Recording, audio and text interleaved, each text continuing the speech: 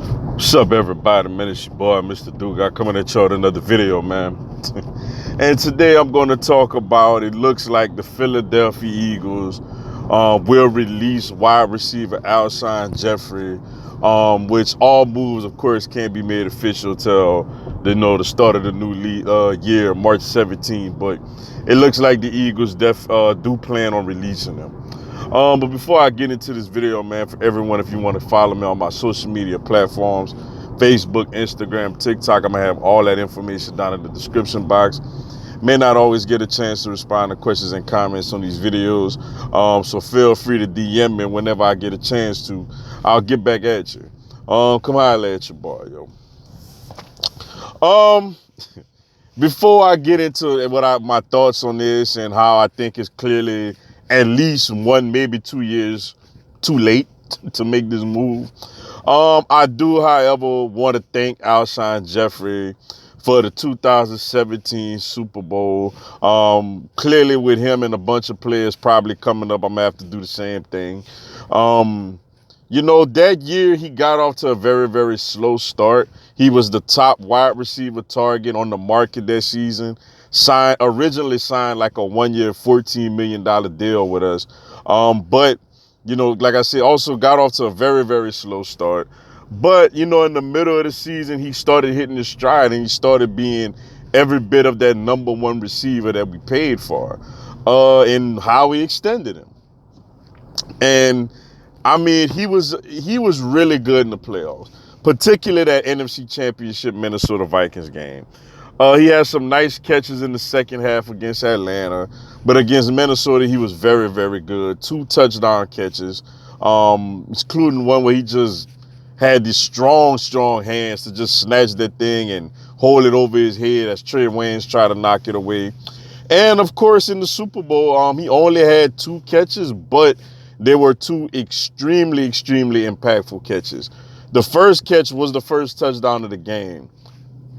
The second one was a very, very nice over-the-shoulder sliding catch, which it set up the very next play, the second touchdown of the game, the LeGarrette Blount touchdown run.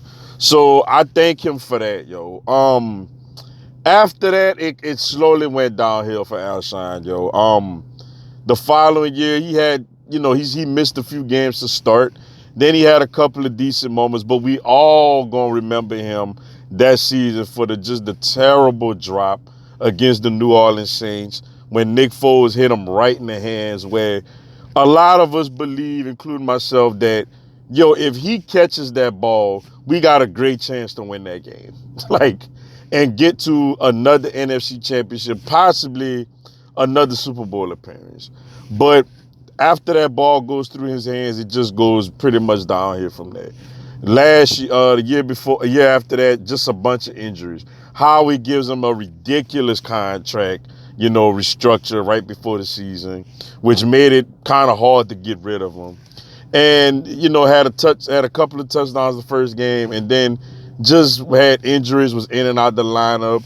Then there was talks that he was the one going behind Carson Wentz back and basically saying how he wasn't a great teammate and he don't check the ball down and all this other nonsense, which I wanted him gone then.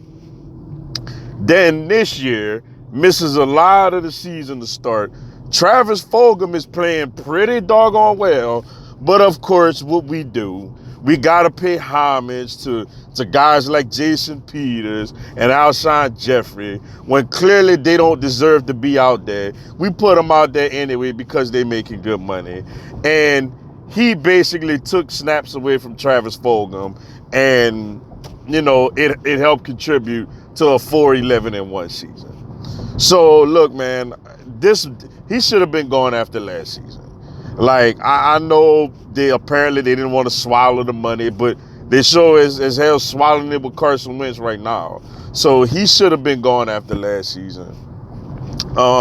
So I'm not shocked or sad, to see him go. Unfortunately for him, most people are going to remember him kind of as a villain, as a guy that dropped the pass in New Orleans and that went behind the quarterback's back and said a lot of stuff and just really just sat on a lot of money and didn't contribute like that. Looked like an old man out there. Looked like he needed to be put behind the barn and put down. His last year and a half with the team. But like I said, he was a very, very crucial part to that Super Bowl, in 2017. So I do thank him for that. Well, Alshon Jeffery's gone. Deshaun Jackson's gone. I'm sure there's going to be some more Eagle veterans that's going to be soon to follow in the next coming days. What's good about this is, let's see what the young guys could do, yo. It's time to see what the young guys could do. The Travis Fulghams, the Jalen Reagors, the Greg Wards. I'm assuming we're going to draft another receiver in this draft. So I'm just ready, John Hightower, Quez Watkins. I'm ready for this youth movement at the wide receiver group. So Alshon Jeffery obviously had to go. Like I said, he's at least a year, maybe a year and a half too late. Thank him for the Super Bowl, but good. Ready to see these young receivers get to work with Jalen Hurts, yo. Or another quarterback, Lord forbid. But with that being said, yo, that's all I got for y'all today. Appreciate y'all checking out the video.